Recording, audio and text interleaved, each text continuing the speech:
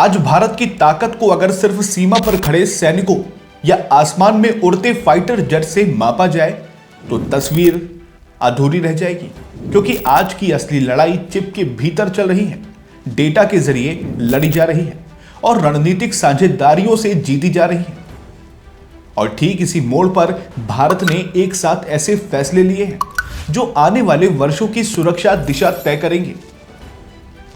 जय Hind defence aspirants, स्वागत है आपका सेंचुरियन डिफेंस एकेडमी में।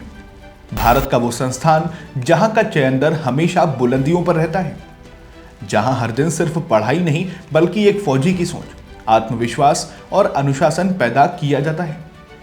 ये डिफेंस अपडेट्स आपके एग्जाम प्रिपरेशन में काम आएगी। अब शुरुआत करते हैं पहली बड़ी खबर से, जहां भारत ने सेमीकंडक्टर आत्मनिर्भरता की दिशा में ऐतिहासिक कदम उठाया और देश का पहला स्वदेशी 1.0 गीगाहर्ट्ज 64 बिट ड्यूल कोर ध्रुव 64 लॉन्च किया है।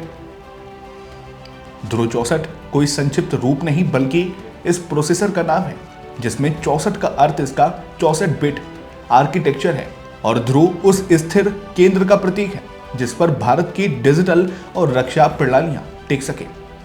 इसे centre for development of advance computing यानी CDAC ने माइक्रो प्रोसेसर डेवलपमेंट प्रोग्राम के तहत विकसित किया है और यह पूरी तरह भारत में डिजाइन किया गया है।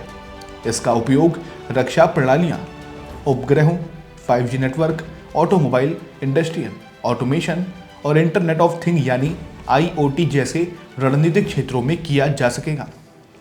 यह प्रोसेसर RISC-V आर्किटेक्चर पर आधारित है, जिसका पूरा नाम रेड्यूस इंस्ट्रक्शन सेट कंप्यूटर 5 है, यानी ओपन सोर्स और लाइसेंस फ्री तकनीक जो भारत को विदेशी चिप निर्भरता से बाहर निकालने की दिशा में निर्णायक कदम है।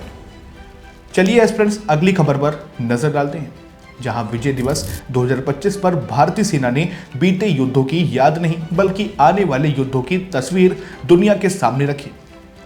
नई दिल्ली में आयोजित high end aerial warfare showcase में सबसे पहले AI आधारित सैटेलाइट इमेजरी एनालिसिस सिस्टम दिखाया गया, जो रियल टाइम सैटेलाइट डेटा का विश्लेषण कर सीमा निगरानी, टेरेन मैपिंग और थ्रेट डिटेक्शन को बेहद तेज और सटीक बनाता है।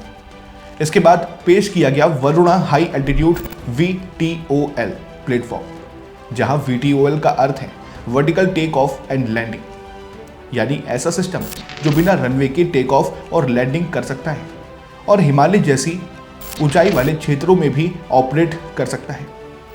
लेकिन सबसे मजबूत संदेश स्काईनेट इंटेल टूल ने दिया, जिसने ये दिखाया कि भारत अब दुश्मन के ड्रोन को सिर्फ गिराता नहीं बल्कि उसकी पूरी इंटेलिजेंस को डिकोड करता है। लाइव डेमो में उस पाकिस्तानी ड्रोन का विश्लेषण दिखाया गया जो ऑपरेशन सिंदूर के दौरान लाहौर से लॉन्च हुआ था और भारतीय एयर डिफेंस ने उसे समय रहते निष्क्रिय कर दिया था।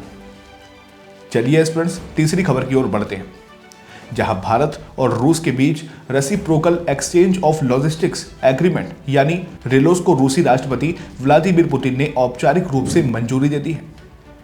रेलोस का अर्थ है भारतीय और रूसी सैन्य बल एक दूसरे के सैन्य अड्डों, बंदरगाहों और लॉजिस्टिक सुविधाओं का उपयोग कर सकेंगे, जिससे संयुक्त अभ्यास, आपातकालीन ऑपरेशंस और मानवीय सहायता मिशनों में तैनाती का समय काफी कम हो जाएगा।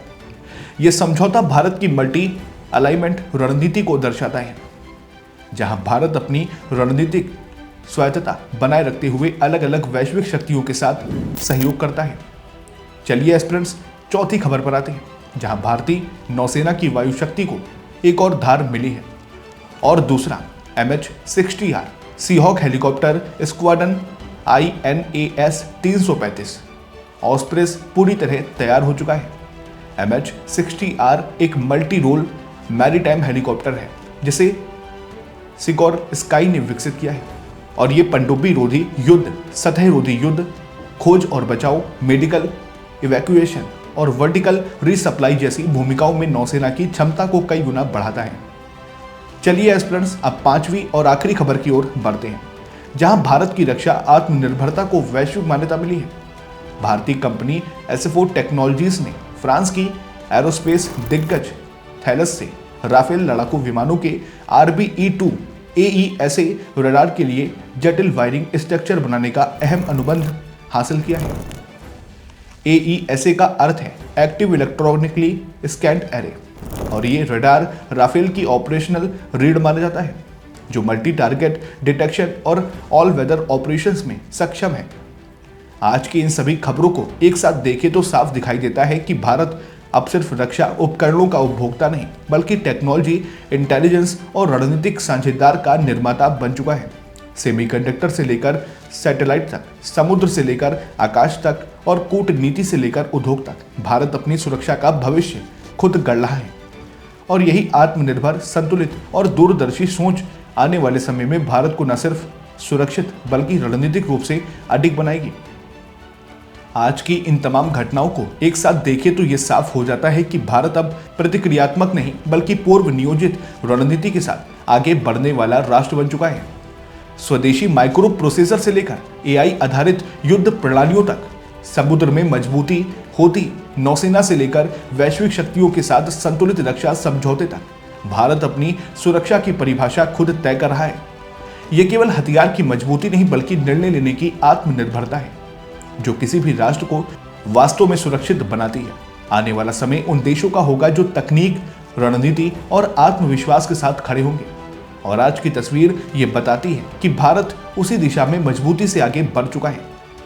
फिलहाल इतना ही। आशा करते हैं कि आपको ये जानकारी पसंद आई होगी। अगर हाँ तो वीडियो को लाइक करें, शेयर करें और चैनल को सब्सक्राइब करें, क्योंकि ऐसी ही जानकारी भरी डिफेंस अपडेट्स आपके लिए हम लाते रहेंगे। फिर मिलते हैं एक और नई अपडेट के साथ। तब तक के लिए नमस्कार। जय हिंद, जय भारत।